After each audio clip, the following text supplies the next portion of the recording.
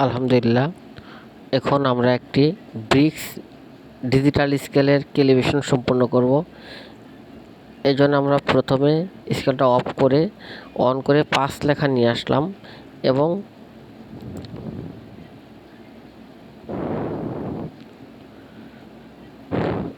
এখানে আমরা পাসওয়ার্ডটা দিয়ে দিলাম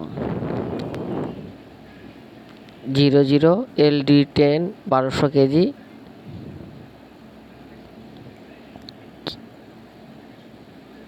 ক্যালন ক্যান 0 এবং লোড।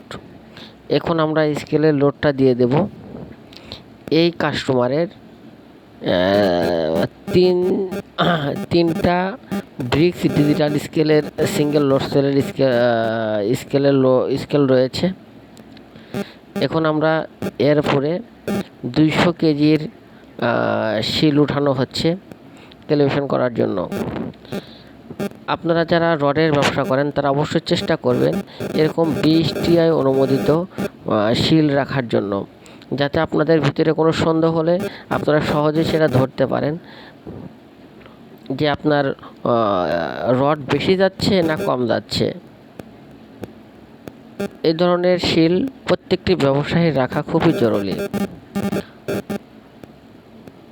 আমরা সারা বাংলাদেশে যে কোনো ধরনের ডিজিটাল স্কেল সার্ভিস করে থাকি এবং যে কোনো ধরনের ডিজিটাল স্কেল বিক্রয় করে থাকি। Bridge scale, van bridge scale, floor scale, animal scale, যে কোনো ধরনের স্কেলই আমরা বিক্রয় করে থাকি।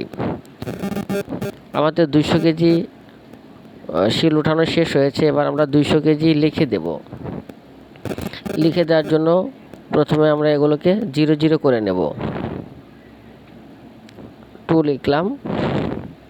এবার প্রেস দিয়ে 200 কেজি আমরা লিখে দিলাম।